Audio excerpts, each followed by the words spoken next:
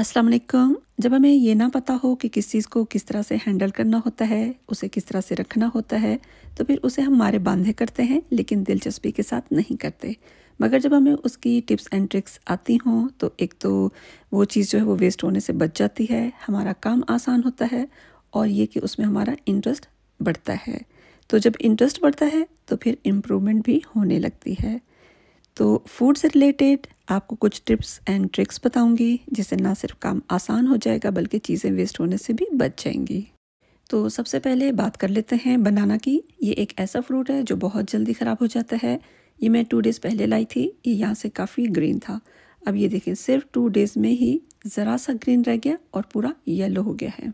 2 days में अगर ये हाल हो गया है तो 1 वीक में ये आधे से ज़्यादा ख़राब हो जाएंगे। तो ख़राब होने से बचाने के लिए इसके लिए हम एल्यूमिनियम फॉयल यूज़ करेंगे। होता ये है कि ये जो बनाना होता है, एक गैस होती है एथिलीन, वो ये प्रोड्यूस करता है, जिसकी वजह से बनाना बहुत जल्दी पक जाता है। जब ये जल्दी पकता है तो फिर बहुत जल्दी ख़राब भी हो जाता है। अब बनाना के इस बंच के हेड को मैं फॉयल के साथ कवर कर दूंगी और फिर मैं आपको 1 वीक के बाद इसका रिज़ल्ट दिखाऊंगी।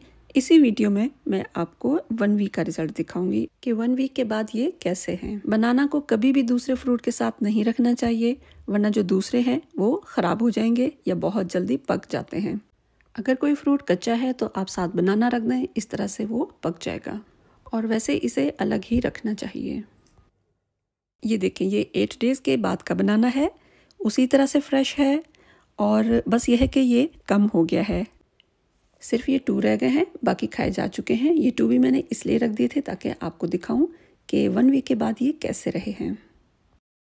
और अब ये दूसरा बंच है। अगर फॉयल अवेलेबल ना हो तो आप प्लास्टिक शीट भी इसके ऊपर रैप कर सकते हैं। इस तरह से भी जो एथिलीन गैस है वो प्रोड्यूस नहीं होगी। और अगर इस तरह की शीट ना हो तो ये जो प्लास्टिक बैग्स होते हैं, आप इसे कट करके तो रैप कर सकते हैं। पकौड़ियों को या फिर भल्लों को बहुत ज़्यादा नरम करने की टिप ये है कि आप उसे बहुत अच्छी तरह से बीट करें। जब आप बीट कर लें तो फिर एक बॉल में थोड़ा सा पानी लें और उसमें इस मिक्सचर को डालें। अगर तो ये मिक्सचर ऊपर तैरने लगे तो इसका मतलब ये है कि आपका जो मिक्सचर है वो अच्छी तरह से रेडी हो गया है। जब आप फ्राई करेंगे तो जो भल्ले हैं या पकौड़ियाँ हैं वो बहुत सॉफ्ट बनेंगी। लेकिन अगर इसका जो मिक्सचर है आप पानी में डालें और जब पानी में डालें तो वो नीचे बैठ जाए, यानी तैरने ना लगे, तो इसका मतलब अभी मिक्सचर रेडी नहीं हुआ और आपने इसे मज़ीद बीट करना है। अब बात करते हैं ब्रेड की। ये एक ऐसी चीज़ है जो ऑलमोस्ट हर घर में लाई जाती है। अब होता यह है कि जब हम इसे खोलते हैं, कुछ स्लाइसेस निकालते हैं और इस पर जो टैब्स लगे होते हैं, किसी पर क्लिप्स, किसी पर बक्कल्स होते हैं और किसी पर ट्विस्ट टाइज लगी होती हैं, तो दोबारा कम ही वापस लगाई जाती हैं। ब्रेड का बैग जब फुल होता है तब तो लगाई जाती हैं, लेकिन जैसे जैसे ब्रेड कम होती जाती है तो वो जो बकल्स और क्लिप्स होते हैं वो भी इधर उधर हो जाते हैं। फिर इस पर या तो रबर बैंड लगा दिया जाता है या फिर नॉट लगाई जाती है। नॉट भी कुछ जो फैमिली मेम्बर्स हैं उनकी ऐसी होती है कि बहुत टाइट होती है और खोलने में टाइम लग जाता है। तो इसके लिए मैं आपको एक टिप दूंगी, जिसमें ना तो आपको रबर बैंड की ज़रूरत पड़ेगी, ना किसी क्लिप की, ना किसी बक्कल की ज़रूरत पड़ेगी। बस सिंपल आपने ये करना है, जिस तरह आप ये वीडियो में देख रहे हैं, सेम ऐसे जब करेंगे तो आपकी ब्रेड फ्रेश रहेगी। इसके अंदर हवा नहीं जाएगी, हवा जो कि ब्रेड को ड्राई कर देती है, तो इस तरह आपकी ब्रेड फ्रेश रहेगी। टिप नंबर 4 ये है कि लेमन का जूस ज़्यादा और आसानी से कैसे निकाला जाए। ये मेरे पास लेमन्स और लाइम्स हैं। ये जो ग्रीन और राउंड शेप में है ये लाइम्स हैं, इसमें खटास बहुत ज़्यादा होती है। और दूसरे जो येलो कलर में है ये लेमन्स हैं और ओवल शेप में होते हैं, इसमें खटास ज़रा कम होती है। जब ये फ्रिज में रखे होते हैं तो ज़रा हार्ड हो जाते हैं और फिर इनका जूस भी कम निकलता है। तो इसके लिए मैं आपको 2-3 टिप्स दूंगी। फर्स्ट ये है कि लेमन को इस तरह से रोल करना है। जब आप रोल करेंगे तो ये काफ़ी हद तक सॉफ्ट हो जाएगा। जब सॉफ्ट होगा तो फिर आपने इसे कट करना है। कट्स लगाने के बाद आपने किसी नाइफ़ की नोक से या फिर फोक से इसके अंदर इस तरह से कट्स लगाने हैं। जब इसके अंदर कट्स लगेंगे तो जो जूस है वो फिर ज़्यादा निकलेगा और बहुत ही इजीली निकलेगा।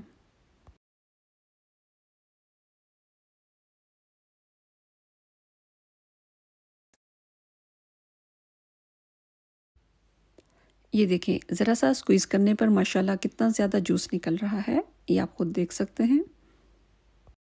ज़्यादातर जूस मैंने इसमें से निकाल लिया है, लेकिन अभी भी इसमें ये ज़रा सा रहता है।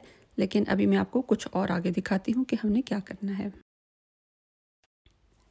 लेमन की दूसरी टिप ये है कि आपने एक बाउल में गर्म पानी डालना है। ये मैंने केटल में पानी गर्म कर लिया था, वही इसमें डाला है। इसके बाद इसमें आपने लेमन डाल देना है। लेमन पूरी तरह इसमें डिप होना चाहिए। फ्रिज में रखे रहने की वजह से ये जो हार्ड हो गया हुआ था, इसकी हार्डनेस ख़त्म हो जाएगी और जब आप इसको स्क्वीज़ करेंगे तो इजीली इसका जूस निकलेगा। लेमन की एक और टिप ये है कि अगर आप इसे गर्म पानी में नहीं डालना चाहते तो सिंपल आप इसे माइक्रोवेव कर लें 20 सेकंड्स के लिए।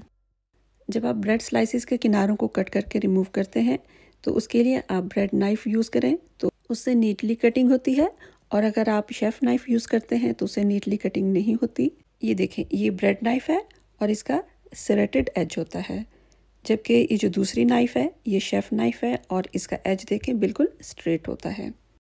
ब्रेड नाइफ़ को स्विंग मोशन में यूज़ किया जाता है तो इस तरह से इसकी जो कटिंग है वो नीटली होती है, ये आप देख सकते हैं। जब आप इसके किनारे चेक करें कितने नीटली कट हुए हैं। अब टिप 6 में बात करते हैं फ्रोज़न चिकन को डिफ्रॉस्ट करने की। आप जब भी चिकन या मीट का पैकेट बनाएं तो पीसीस को एक दूसरे के ऊपर ज़्यादा ना रखें, जैसे पोटली सी बना दी जाती है वैसे नहीं, बल्कि पीसीस को खुला खुला रखें।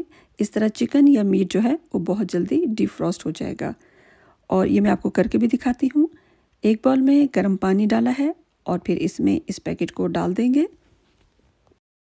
ये देखें, कुछ देर के बाद ही चिकन डिफ्रॉस्ट हो गया है। एक तो चिकन जो है वो पैकेट में खिला खिला सा पैक किया था, दूसरा गर्म पानी यूज़ किया। ये देखें आप, चिकन की स्ट्रिप्स को मैंने खिला खिला पैक किया था तो ये बहुत जल्दी डिफ्रॉस्ट हो गई है।